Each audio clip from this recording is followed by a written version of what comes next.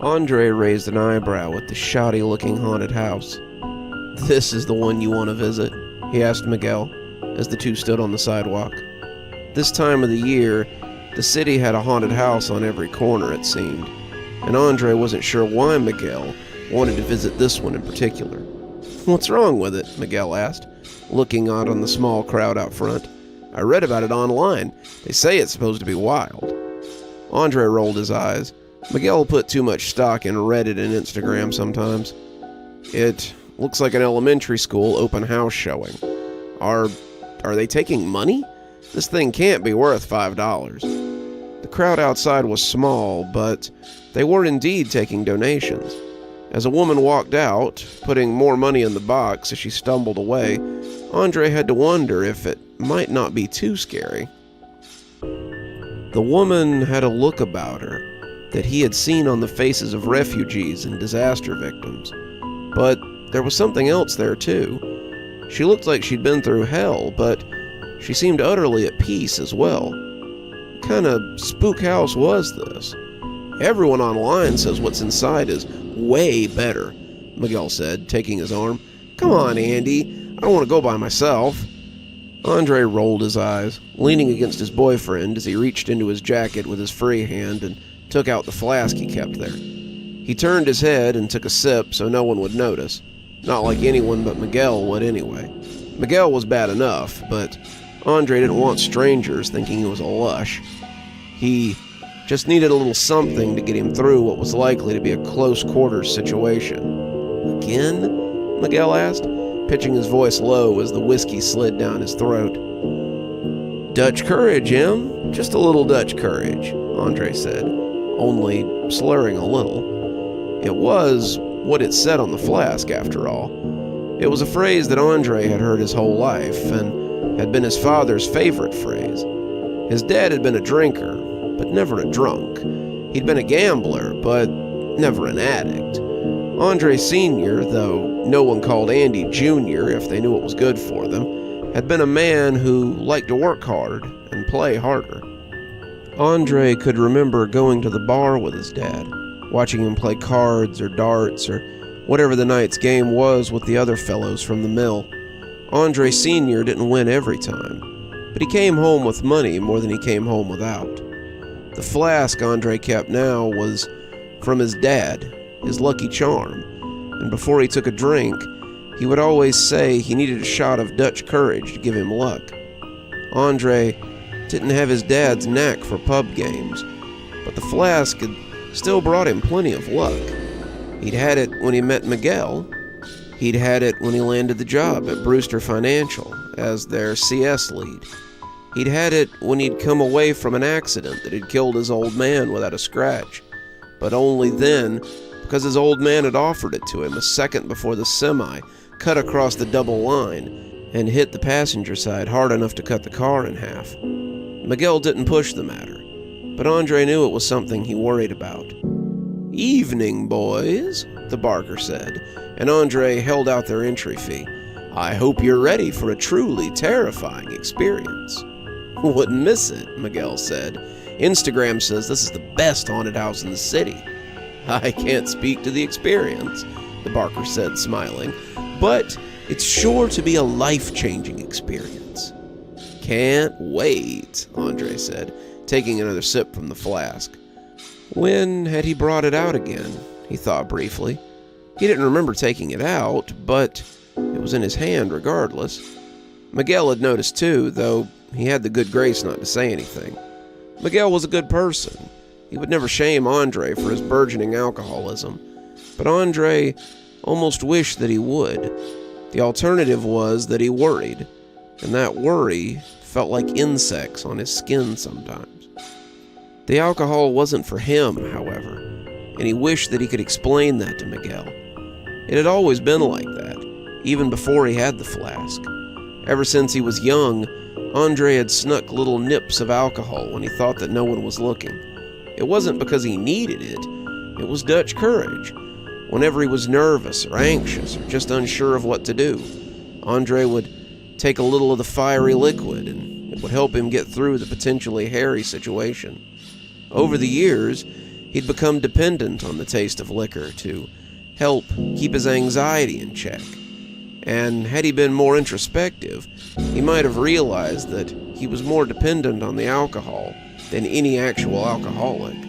It was his magic feather, the courage that was inside him all along, and he loved the way he felt when he was courageous. As the pair walked beneath the papier-mâché arch and into the smoke of the fog machine, Andre coughed deeply as it enveloped him, thicker than he would have expected.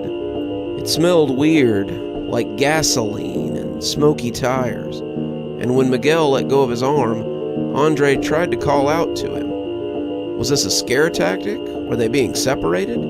He knew this was something that happened in some haunted houses, but Andre didn't mean to be singled out.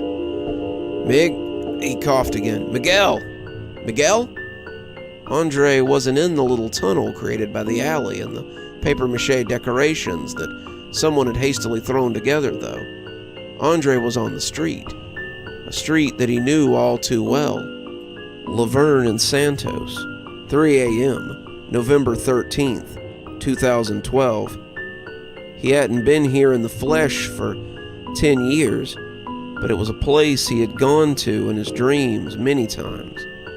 There was a car in the middle of the street, a very familiar red hatchback, and inside was an all too familiar person.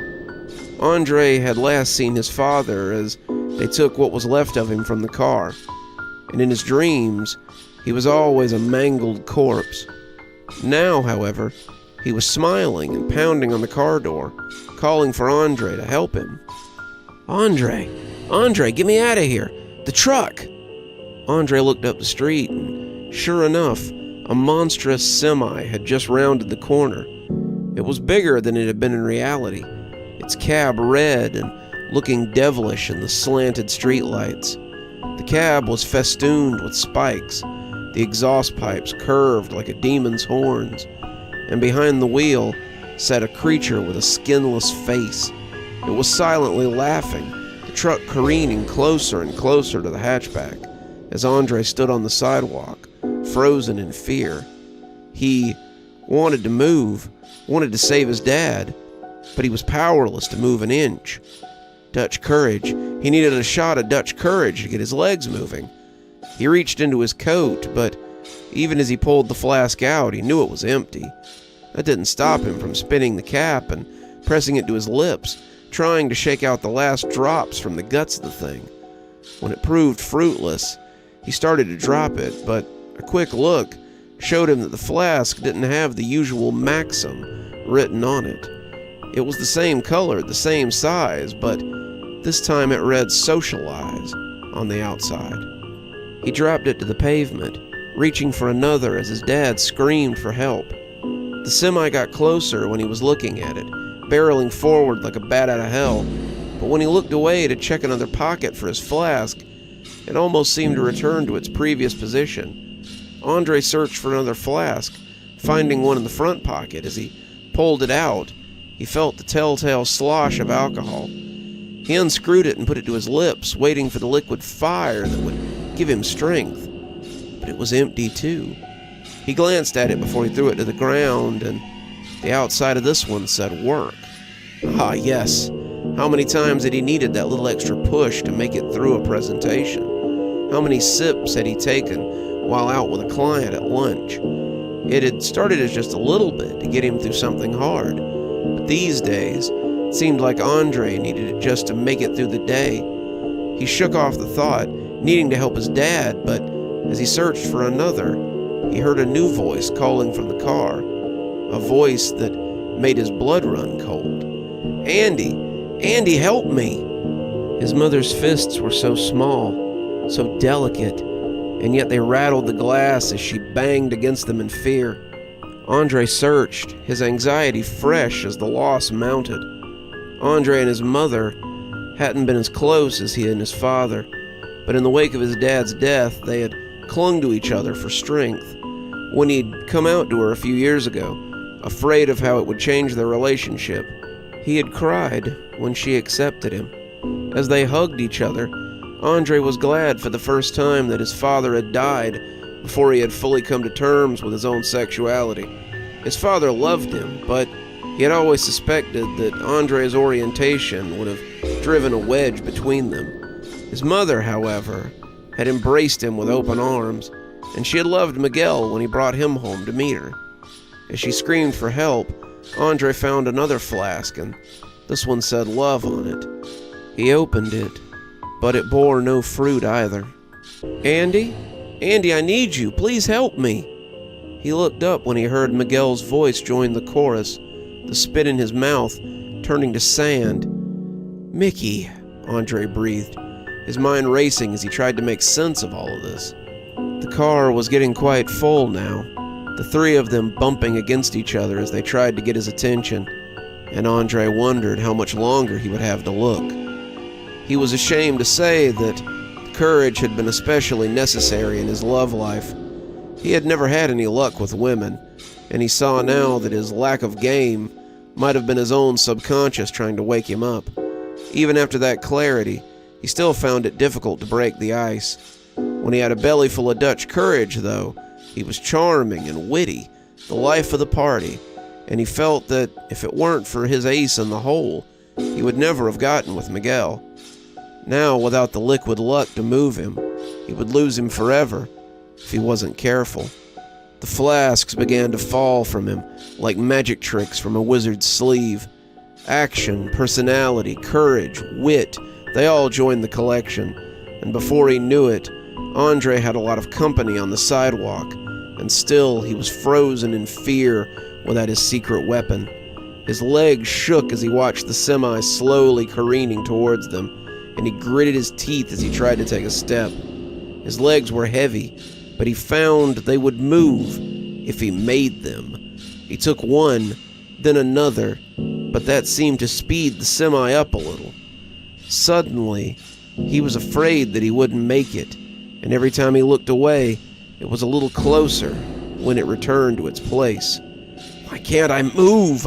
he growled through his teeth, but as something jingled around his hand, he suddenly knew the reason. The flasks hadn't stayed on the sidewalk where he'd left them. They had come with him, chained to him by long links that stretched into his skin and went below the surface. They weighed him down, their freedom an illusion. He was shackled to them as they were to him, and as the semi sped forward, Andre realized what he needed to do. He grabbed the first chain, hearing the dull thud of his family as they beat at the glass, and ripped it free. The chain fell to the concrete, blood spattering the pavement, and Andre cried out in the worst pain of his life. He'd been hurt before, a couple of times bad enough to go to the hospital when he played football in high school, but this was worse. This pain was like the loss of his father, like the loss of a lover, something deep and intimate, like scratching an itch in reverse. He ripped them out faster now, tearing himself to bloody ribbons as he detached the dead weight from him. Each chain pulled out with a feeling of intense loss, something like losing an organ or an attached twin. And as the last one fell, he found that he could run again. The newfound freedom seemed to give him new speed, and he practically flew to the car and wrenched at the door. He had made it. He was going to save them. They wouldn't have to die, and they could go home and be a family again, and the door was locked. "Miguel, Dad, someone open the door," he shouted, pulling impotently at the handles. They weren't beating or banging anymore, though. The car was silent now as he tugged at the door, and that was worrisome. They had been so vocal to get him over here, and Andre now feared some trick. They had lured him here like sirens of old, and now it would be him who was smashed by the truck. He peeked into the windows, trying to see what was happening, but they were all looking at him, smiling like their lives weren't in danger. It took his breath away to see his dad smiling again, something he never thought he would see in life. "I'm proud of you, son. You did what I couldn't, and proved that you don't need anything but your own courage. Now it's time to prove it to yourself," his mother said, putting her hand against the window and splaying her fingers to make a starfish. "Time to prove it every day, until you believe it yourself." "I know you can," Miguel said, putting his forehead beside his hand. "Best of luck, Andy." The lights from the left blinded him, and when Andre turned, he saw the semi bearing down on them. He covered his eyes with an arm, and when the horn blared, he coughed as the exhaust took his breath away. He came stumbling out of the haunted house, the smoke swirling around him as he tried to find his bearings. "Andre!" came a concerned voice, a voice he would never mistake for any other. "Andy, you okay?"